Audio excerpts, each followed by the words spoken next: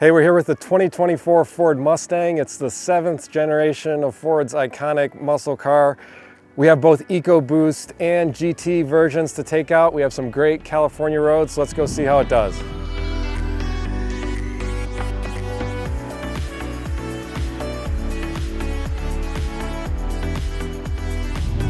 So we're starting off in an EcoBoost Mustang. This is a premium convertible version.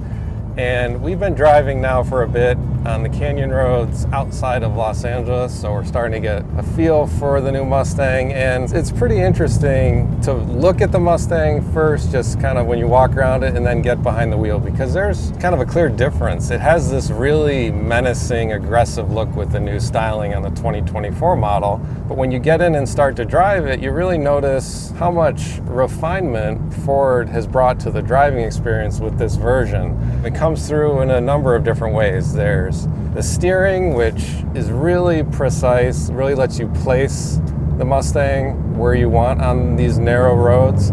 And it's a pretty light effort in terms of what it takes to turn the wheel, not much at all. And this model does not have the MagneRide system, but it stays relatively flat in corners even when you're kind of pushing it harder. So it's a nice balance between reasonable comfort for a sporty car. You know, you definitely do feel the pavement when it turns rough in spots, but it's not abusive or too harsh by any means. Another way, refinement comes through is really the brake tuning. It's got a nice pedal feel, really easy to dial in the amount of braking that you want.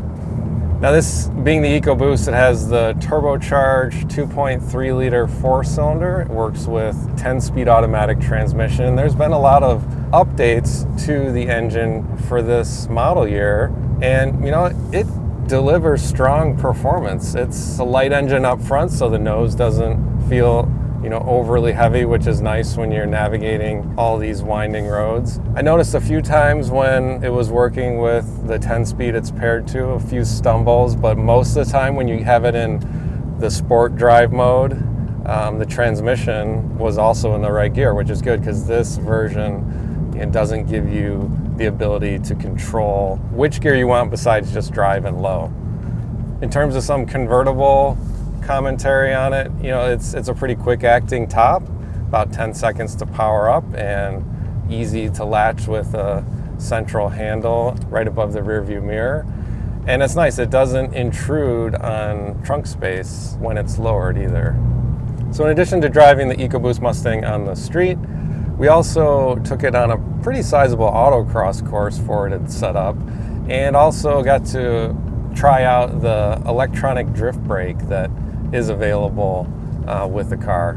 And the autocross highlighted some of the same things we noticed on the street drives, kind of that nice steering feel, the strong brakes, definitely some more body roll as you're really tossing it around on the autocross, but it felt pretty controllable overall. The drift experience was pretty fun.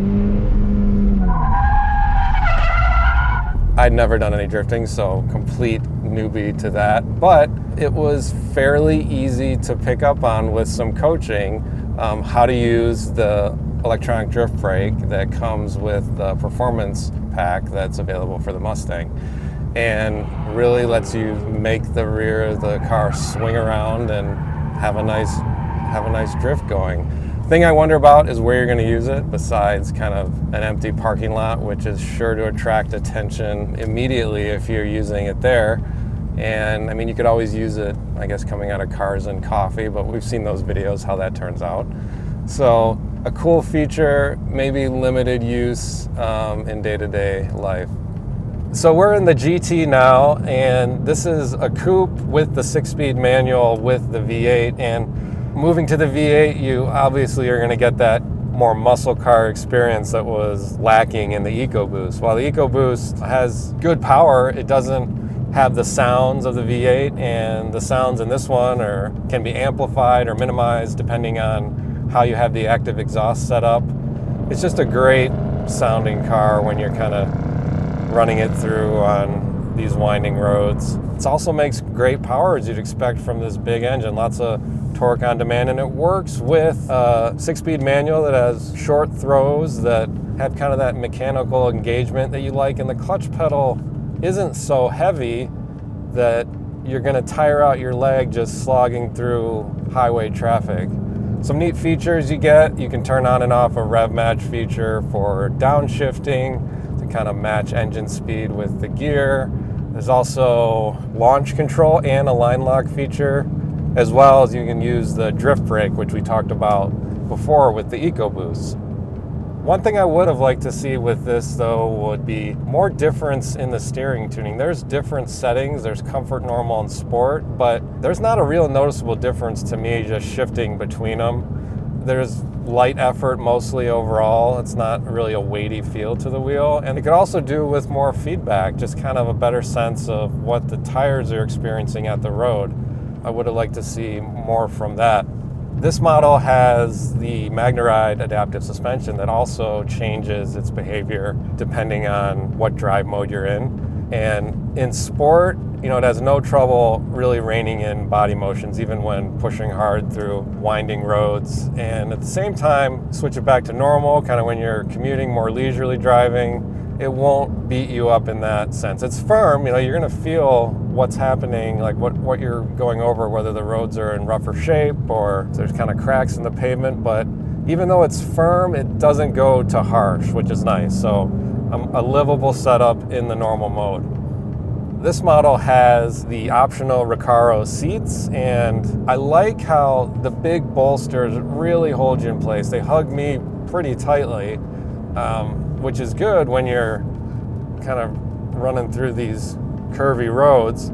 The downside, though, is that you're always kind of bumping into the bolster when you're downshifting, kind of hitting it with the back of your arm, or even steering, kind of making a tight turn, you're rubbing against the bolster there. So that's kind of a downside for day-to-day driving, but these would be the ones you choose if you're taking your Mustang on the track or something where you're driving more aggressively. So Ford wants the new Mustang to appeal to younger buyers, and one of the ways they're going about trying to get the interest of younger buyers are adding more tech features and screens to it. And you can see them in this vehicle we have here. There's a 12.4-inch digital instrument panel and a 13.2-inch touchscreen that's running Ford's Sync 4 system. But there's also a gaming engine that's really powering the technology here, and the result is really nice looking displays. And Ford uses screens, whereas some automakers, they have the ability with a digital screen, they don't make use of it. But with Ford, you can see it when you shift modes, you get different instrument panel views. You can also customize it using the center screen, the different colors that are available. You can customize the gauges. One of the things that I think is pretty cool is you can pick Ford Fox Body Mustang gauge clusters from the 80s and 90s if you want that to be your cluster. It's kind of a throwback look that's pretty neat. Also, you have wireless Apple CarPlay, and it looks really good. If we come over to it here, you can see screen graphics are really nice. You can fill up the whole screen if you want to, which is a cool feature you can't always do in some systems. So they've done a nice job with these screens. One thing they've also brought into the screens are the climate controls. So they persist at the bottom and are pretty easy to use, but if you want like a physical control, you're not going to get it anymore because it's all migrated up into the screen. In terms of interior quality, Ford's made some improvements to this area, like the center console. It used to be kind of a really hard plastic piece, has kind of a nicer finish now, nicer like soft touch finishes on the doors. One thing though that is a little confusing is lots of this fake carbon fiber look plastic that's on the doors, the center console, part of the dash. It seems like it would have been good if they had spent a little bit more money, either made it look a little more like carbon fiber or go with some trim that was not trying to imitate carbon fiber. So overall, a nice update to the screen technology in the Mustang. It helped keeps it current with the rest of the Ford lineup and what we're seeing across the industry right now in terms of big screens dominating dashboards. The 2024 Ford Mustang should be arriving at dealers by the end of this summer, and if you want to read more about it, be sure to check out our coverage on Cars.com. If you want to see more reviews like this, be sure to like this video, subscribe, and turn on notifications.